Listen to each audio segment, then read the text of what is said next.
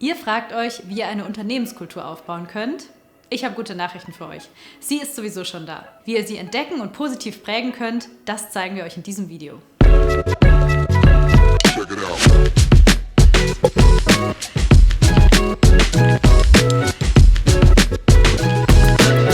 Hey und herzlich willkommen. Heute geht es um Unternehmenskultur und wir klären die 4 folgenden Fragen. Erstens, was ist überhaupt Kultur und wie entsteht sie? Zweitens, wie könnt ihr eure Kultur entdecken bzw. sie sichtbar machen? Drittens, wie könnt ihr eure Kultur positiv prägen? Und viertens, wie könnt ihr Kultur sogar im Recruiting nutzen?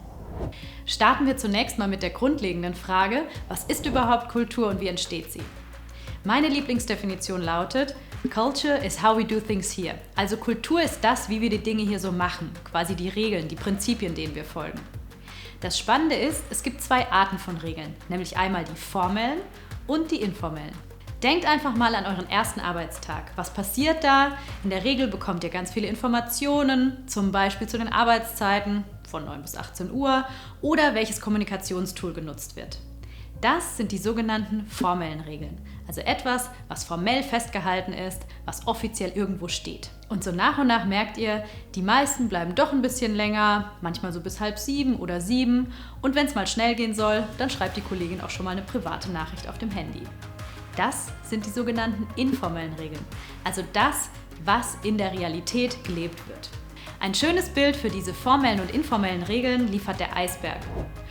Über der Wasseroberfläche sind die formellen Regeln, das, was sichtbar ist. Und unter der Wasseroberfläche ist noch viel, viel mehr, also die informellen Regeln. Denkt mal drüber nach, was sind bei euch die informellen Regeln? Und wenn ihr Lust habt, nehmt euch die Zeit, bei einem Team-Event mal drüber zu sprechen, sie sichtbar zu machen und gegebenenfalls vielleicht auch zu verändern. Kommen wir nun zu der zweiten Frage. Wie könnt ihr eure Kultur entdecken? Und dafür möchten wir euch das Konzept von Purpose, Vision, Mission und Values vorstellen. Das klingt jetzt vielleicht im ersten Moment ein bisschen nach Buzzwords, aber lasst es uns einfach mit Inhalt füllen. Worum geht's? Es ist wie eine Schatzsuche, um herauszufinden, was ist überhaupt der Sinn eurer Unternehmung, wo wollt ihr hin, wie macht ihr das Ganze und auf welchen Werten basiert das. Das Wichtigste ist, es muss authentisch und ehrlich sein. Also versucht herauszufinden, was wirklich da ist. Lasst uns die Buzzwords mit Leben füllen. Purpose. Auf Englisch the reason to exist, also der Grund eurer Existenz, der tiefere Sinn. Hier könnt ihr euch Fragen stellen wie zum Beispiel, warum gibt es euch? Was macht euch besonders? Oder was würde der Welt fehlen ohne euch? Ich gebe euch mal ein Negativbeispiel. Wenn ich sage, mein Purpose besteht darin, Geld zu verdienen, dann ist das eine ziemlich schwache Aussage, denn die meisten Unternehmen müssen Geld verdienen, um zu existieren. Und nun habe ich natürlich auch ein Positivbeispiel für euch, nämlich Tony Chocolonely, eine meiner absoluten Lieblingsschokoladen. Deren Purpose lautet Crazy about chocolate, serious about people, also verrückt nach Schokolade, aber ernst, wenn es um den Menschen geht. Und das drückt genau aus, worum es ihnen im Kern geht, nämlich faire Schoki ganz ohne Kinderarbeit herzustellen, was übrigens gar nicht so einfach ist. Wenn ihr euch also bewusst darüber seid, warum es euch gibt, ist es jetzt spannend zu überlegen, wo wollt ihr denn hin? Also was ist eure Vision? Die Vision kann ziemlich groß sein, die sollte euch auch so ein leichtes Kribbeln verursachen. Die ist wie so ein Nordstern, damit alle wissen, wo geht die Reise hin. Hier wieder ein Negativbeispiel für euch. Wir sind eine integrierte Technologiefirma. Das ist weder besonders mitreißend, noch besonders individuell. Und hier das Positivbeispiel. Stellt euch eine Welt vor, in der jeder Mensch freien Zugang zu Wissen hat. Das ist von Wikipedia und das ist inspirierend. Wenn ihr eure Vision definiert habt, stellt sich die Frage, wie kommt ihr dahin? Also was ist eure Mission? Was tut ihr jeden Tag ganz konkret für wen? Hier ein Negativbeispiel für euch. Wir arbeiten hart für unser Geld. Das ist nicht nur ziemlich langweilig, sondern auch wenig konkret. Ein Positivbeispiel hingegen ist, Teilen ist unsere Mission. Mit jedem Kauf unseres Produktes tust du dir etwas Gutes und hilfst dabei einem Menschen in Not. Das ist von Share und sagt genau aus, was Share jeden Tag tut. Okay, fassen wir mal zusammen. Ihr kennt jetzt euren Purpose, also das Warum. Eure Vision, also wohin wollt ihr? Und eure Mission, was konkret tut ihr, um diese zu erreichen? Schauen wir uns jetzt mal an, welche Values bei euch eine besondere Rolle spielen. Kultur wird ja gemacht durch die Menschen, die in einem Unternehmen arbeiten. Und diese Menschen bringen alle ihre eigenen Werte, ihre eigenen Grundüberzeugungen mit.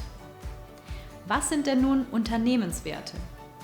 Unternehmenswerte sind geteilte Überzeugungen einer Gruppe darüber, was erstrebenswert oder zu vermeiden ist. Diese Antworten können euch Hinweise darauf geben, welche Werte bei euch im Unternehmen besonders wichtig sind.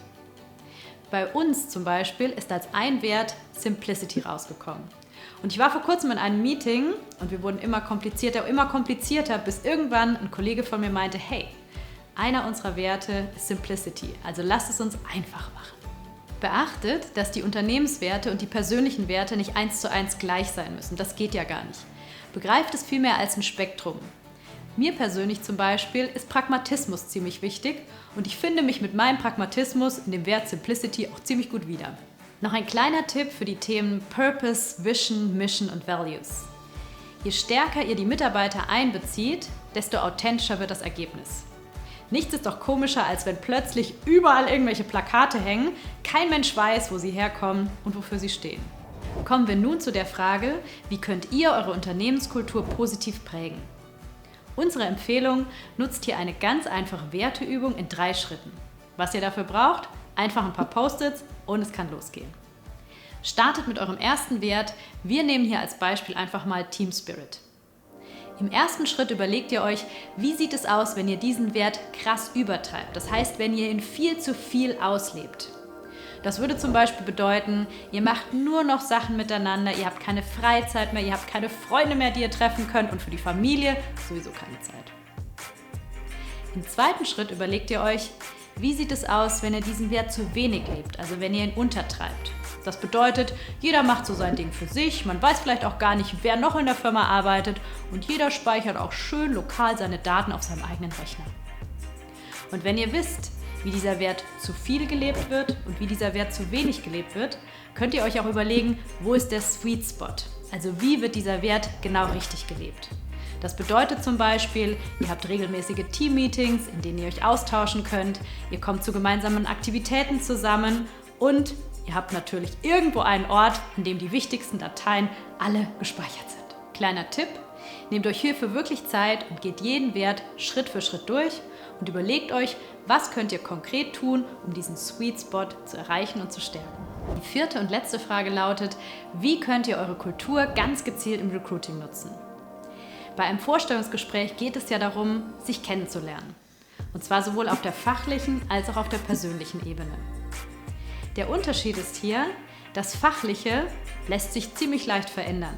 Zum Beispiel durch Weiterbildung, durch Trainings oder einfach auch durch Lernen. Die Persönlichkeit hingegen ist meistens relativ stabil und das ist ja auch gut so. Deswegen ist es aber so wichtig herauszufinden, ob ein guter Cultural Fit da ist. Das heißt, ob die persönlichen Werte in das Spektrum der Unternehmenswerte passen. Um den Cultural Fit zu testen, helfen euch gute Fragen. Zum Beispiel, welche Person inspiriert dich und warum? Oder auch, stell dir vor, du würdest dein eigenes Unternehmen gründen. Was wäre das? Oder, worüber regst du dich so richtig auf? Was bringt dich richtig auf die Palme? Aber Achtung! Achtet trotzdem darauf, nicht nur Leute einzustellen, die genauso sind wie ihr. Denn diverse Teams sind besser und erfolgreicher. Was zeichnet eure Unternehmenskultur aus? Schreibt es uns in die Kommentare. Vor diesem Video waren Purpose, Vision, Mission und Values, vielleicht Buzzwords. Und jetzt könnt ihr sie mit Inhalt füllen.